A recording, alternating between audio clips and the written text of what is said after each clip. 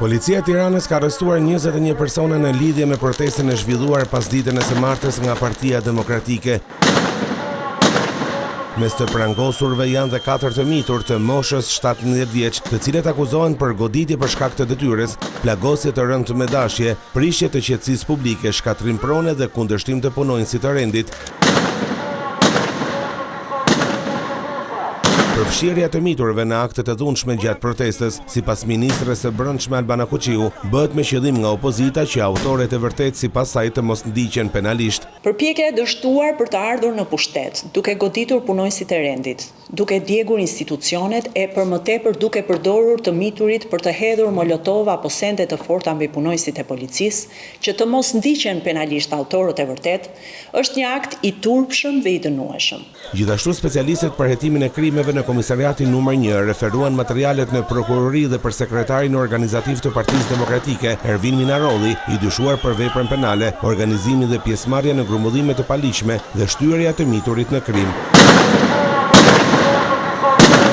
Ndërkohë në organin e akuzës janë referuar materialet dhe për deputetet Belin Këlliqi, Kleviz Balliu, Luan Baçi dhe Flamur Noka, të cilët akuzohen për kundërshtim të punonjësve të policisë dhe shtyrje të miturit në krim. Të arrestuarit priten që të dalin në gjykat për të njohur me masën e sigurisë.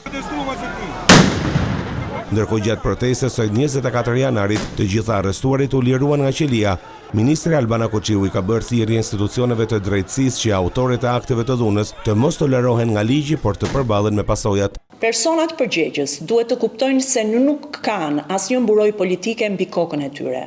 Kush tenton të vras policin, kush tenton të djeg institucionet, nuk merr as çmimi si terroristi më i mirë, as mirënjohjen e partisë tij, por shkon në burg dhe merr ndëshkimin e parashikuar nga ligji. Menjëherë pas përfundimit të fjalimit të Sali Berishës, protestuesit kanë hedhur lëndë djegëse të llojit molotov, mjete piroteknike dhe sende të forta në drejtim të efektiveve të policisë dhe godinës së kryeministrisë dhe parlamentit.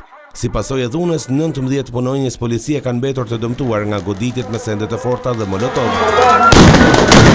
2 prej efektiveve janë dëmtuar më rënd si pasojë e djegjeve, ku njëri prej tyre mund të nënshtrohet ndërhyrjes kirurgjikale. 17 efektive të tjerë morën ndihmë mjekësore në spitalet dhe ndodhen jashtë rrezikut për jetën.